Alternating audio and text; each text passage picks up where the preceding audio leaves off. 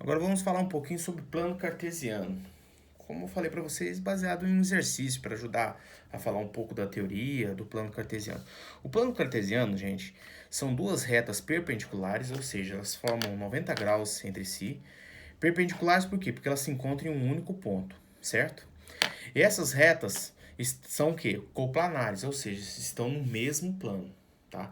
E ao fazer isso, ela divide esse plano em 4 quadrantes, sendo que a ordem é no sentido que anti-horário. Primeiro quadrante, segundo quadrante, terceiro quadrante, quarto quadrante, certo? Essas duas retas são definidas como eixo na horizontal e eixo na vertical. Eixo, o que? Das abscissas, ó, só lembrar, ó, a abscissa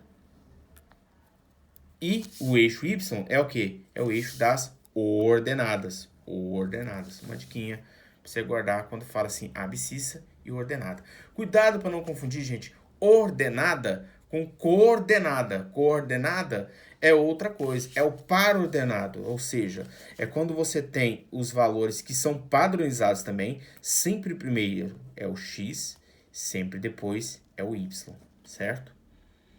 E o ponto, gente, já entrando já no assunto geometria analítica. O que é a geometria analítica? A gente transforma o que a gente vê na geometria plana, que a gente vê na forma de figuras e tudo mais, em sentido algébrico, certo? Em formato de letras.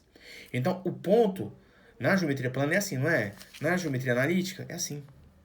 É uma letra maiúscula seguida pelas coordenadas de um plano cartesiano.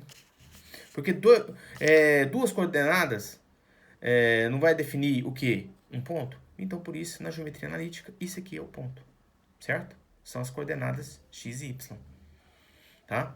Então, para você descobrir esses valores, primeiramente, você sempre olha pelo eixo y, tá? Por exemplo, você tem a coordenada A aqui. Então, a coordenada A vai valer quanto? Ó? Você vai ver que vai ser 4 no x, né? E 2 no y. Então, você escreve dessa maneira aqui, ó. A é igual a 4,2. Outro detalhe, gente. Sempre os números é bom deixar na forma de fração quando é quebrado, tá? Por causa desse negócio da vírgula aqui. Porque senão você coloca 4,2,5, entendeu? Significa que, na verdade, você está me dando três retas, porque quando você estuda no ensino superior, você também apresenta essa outra coordenada que vem, que ela fura o plano, certo? Ela não é coplanar, ela seria o que? Perpendicular ao plano. Então ela furaria o plano aqui saindo, entendeu? É outro eixo, que é o eixo Z, para quem for estudar na área superior de exatas, tá? Vai ver isso aí. Ou alguma parte que envolve geometria analítica, tá? Por exemplo, quem for trabalhar na parte de ambiental vai ter, mas se bem que é na parte de engenharia, então vai ver do mesmo jeito.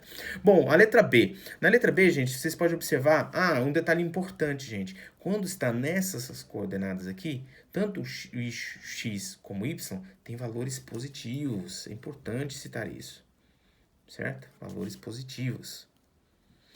Por quê? Porque aqui você tem a origem dele. Esse ponto aqui é o ponto de origem. O ponto de origem é o ponto que de coordenada 0, 0. É o ponto de origem. Então, do lado de cá, são o quê? São os valores negativos de x. E aqui de baixo, são os valores negativos de y, certo? Então, aí a gente pode continuar. Então, significa dizer que o ponto B vai valer quanto? O ponto B, ele vai valer o quê? Menos 4, né? Menos 4 e 6, certo?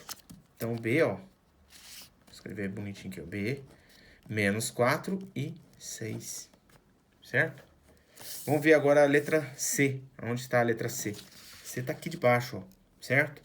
Então, tanto o eixo x como y são valores, o quê? Negativos, certo? Então, os valores vai ficar como, ó? Primeiro você coloca o x, ó, menos 5, e depois o y, menos 3, certo?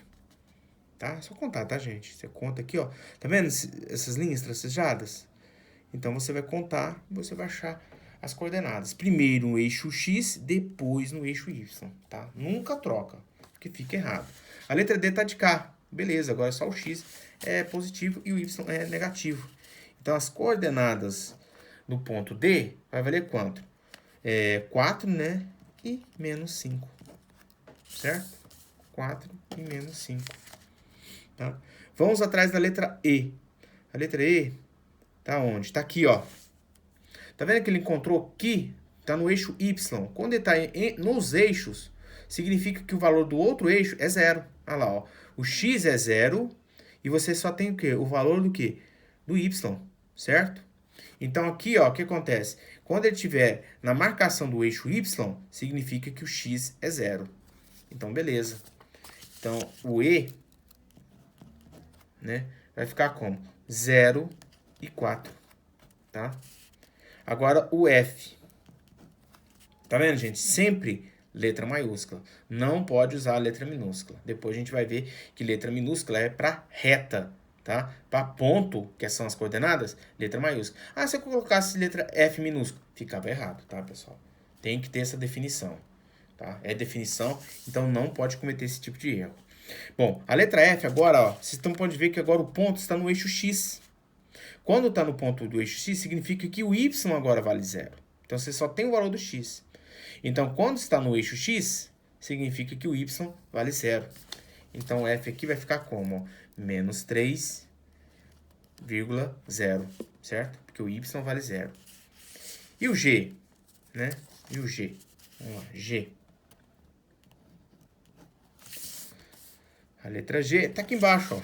Ele está no eixo Y. Então, significa que o X é zero. Então, beleza. Significa que o X é zero. Desculpa. É zero. E o Y vale quanto? Menos 6. Porque está na parte de baixo. Certo? E o I é o ponto de origem do seu eixo cartesiano, né? Dos eixos cartesianos. Então, o I vale 0, 0. Ou seja, é o ponto de origem. Certo, pessoal? Então, é uma boa oportunidade de rever plano cartesiano e a noção de ponto na geometria analítica.